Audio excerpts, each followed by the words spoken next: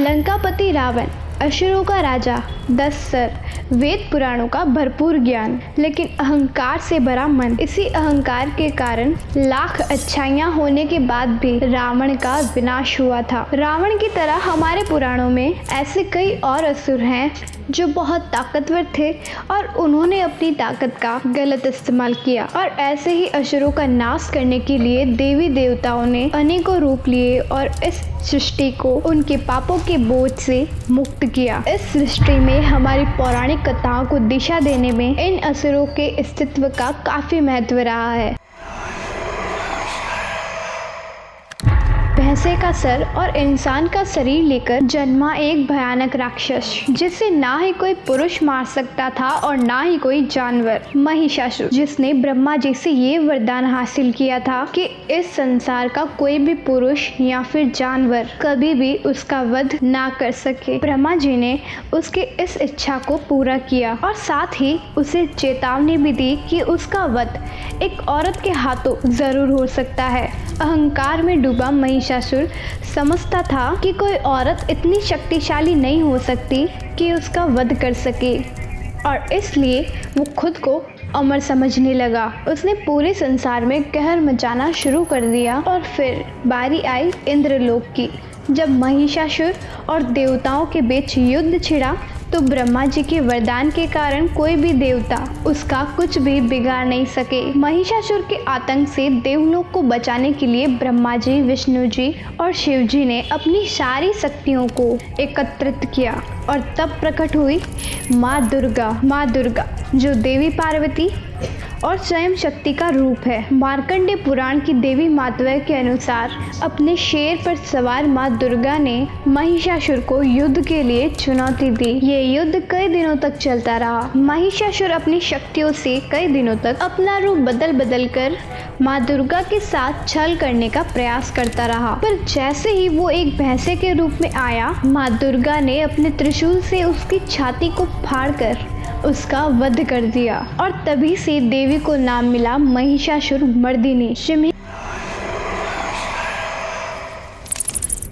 का नाम की एक असुरी ने हजारों साल तप करके ब्रह्मा जी से ये वरदान हासिल किया कि वो किसी भी चीज या जीव को उसकी परछाई से पकड़कर अपनी ओर खींच सकती है। ये वही असुरी थी जिसका सामना समुद्र के बीच बजरंगबली हनुमान जी से हुआ था। वाल्मीकि रामायण के सुंदरकांड के अनुसार हनुमान जी माँ सीता से मिलने लंका जाने के लिए महासागर को पार कर रहे थे। तभी उन्हें अचानक महसूस हुआ कि कोई अनदेखी शक्ति उन्हें पीछे खींच रही है। जब उन्होंने नजरें घुमाई तो उन्हें पहाड़ों के पीछे छिपी सिम्हिका दिखी, जो उनकी परछाई को खींच रही थी। हनुमान जी ने खुद को एक कीड़े के समान छोटा कर दिया और सिम्हिका के मुंह से होकर उसके शरीर के अंदर चले गए। उन्होंने अपनी पूरी शक्ति से सिम्हिका की आंतों को फाड़ दिया और तेज गति से उड़कर उसके शरीर से बाहर आ गए।